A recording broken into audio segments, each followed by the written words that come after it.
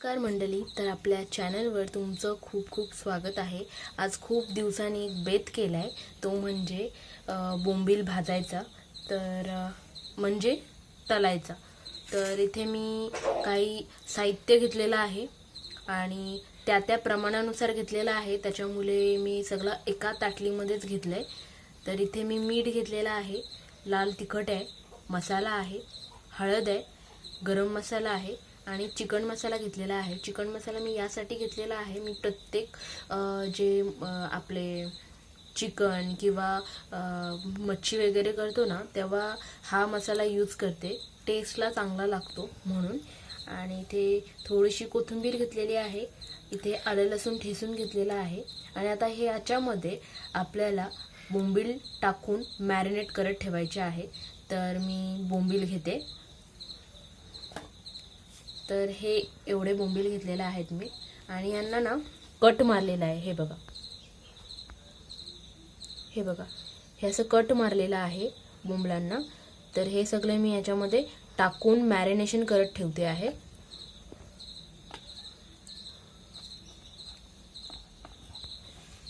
तर हे टाकून झालेलं आहे, आता आपल्याला हे मिक्स करायचं आहे। तर मी हे सगळं ह्याच्यामध्ये मिक्स करून मॅरिनेट करत ठेवणार आहे। हे बघा, आणि ह्याचं प्रमाण तर नेहमी जसं तुम्ही जेवण बनवता, मसाला जितका यूज करता तो तितकाच मसाला यूज करायचा आहे। लाल तिखट थोडं जास्त घेतलेला आहे, कारण तो फक्त कलरसाठी असतो, आणि मीठ चवीप्रमाणे घेतलेला आहे मी। बरं, ह्याची कोटिंग मी तांदळाच्या पिठाने करणार आहे। तुम्ही रवा वगैरे यूज करू शकता, पण तांदळाच्या पिठाचे पण खूप छान लागतात, आणि आम्ही खूपदा तांदळाच्या पिठाचे केलेले आहेत, खूप छान लागतात। त्याच्यामुळे मी तांदळाच्या पिठाची कोटिंग करणार आहे। ते असं सगळीकडे लावून घ्यायचं, काही ठिकाणी लागत नाही ना, मग फ्राय केल्यानंतर ती टेस्ट लागते प्रत्येक मसाल्याची। एक 4-5 मिनटं हे मॅरिनेट करत ठेवायचं, म्हणजे छान मसाला आणि मीठ मुरतो बोंबिलांमध्ये। ते असं लावून घेते, हे बघा, म्हणजे कसं दोन्ही साईडला मसाला चांगला लागतो, सगळीकडे लागला की।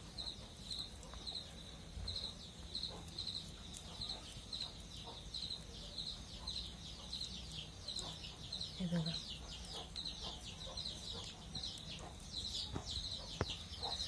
हे मासले होतं, हे आपलं असं चांगलं मसाला लावून झालेला आहे। मी आता हे 4 ते 5 मिनटं असंच ठेवणार आहे, आणि एकीकडे तवा ठेवायचा आहे। मी ही रेसिपी चुलीवरच करणार आहे खूप दिवसांनी, कारण कसं झालं, पावसाळ्यानंतर आता हिवाळा स्टार्ट होणार आहे, तर लाकडं वगैरे कशी सुकलेली भेटतात, त्याच्यामुळे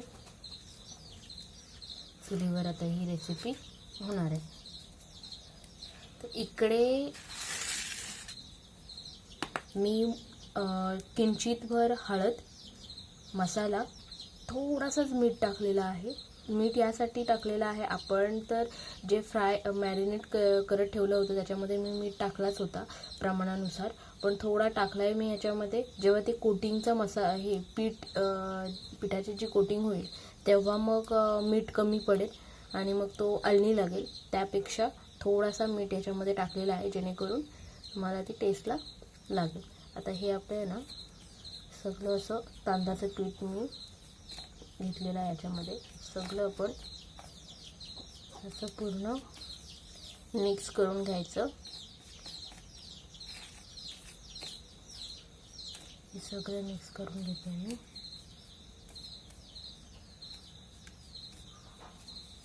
तुम्ही याच्यामध्ये रवा घालू शकता, रव्याची छान अशी कडक कोटिंग येते, तांदळाच्या पिठाची पण येते, पण ते रव्याचं कसं कणकण लागतात ना।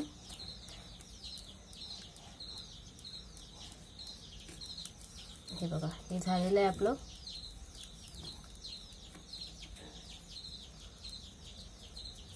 ठेवलेला आहे तवा, विड्याचा तवा घेतलेला आहे आणि आता तेल ह्याच्यामध्ये टाकून घेते.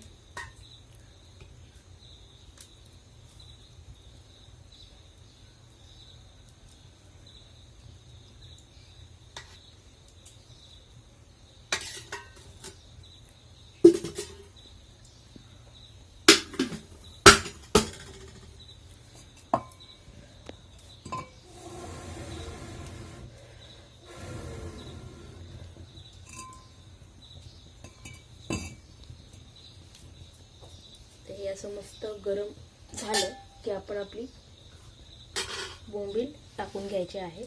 तर इथे मी कोटिंग लावते आहे. इथे बघा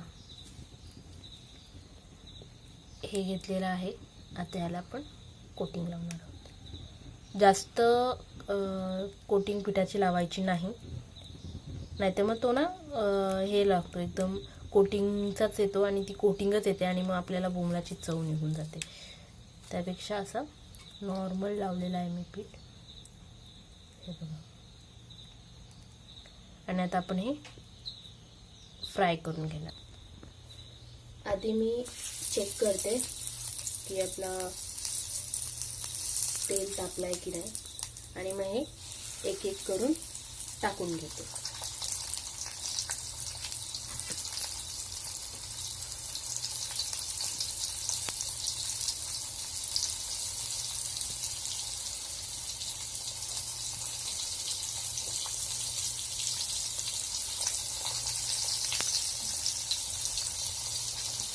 असंच आपण टाकून घेऊया. थोडासा 1 ते 2 मिनिटं मी झाकण ठेवते, म्हणजे ना थोडी वाफ येईल आणि आतमध्ये थोडासा मसाला वगैरे तो कच्चा कच्चा लागणार नाही.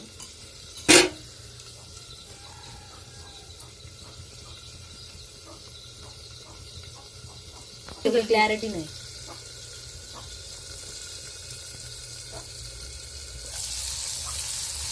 मी काढून झालेला आहे.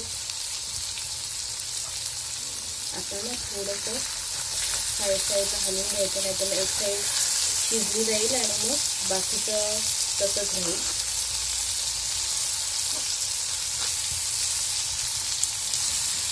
खालचे खालचे आहेत ते शिजत होते.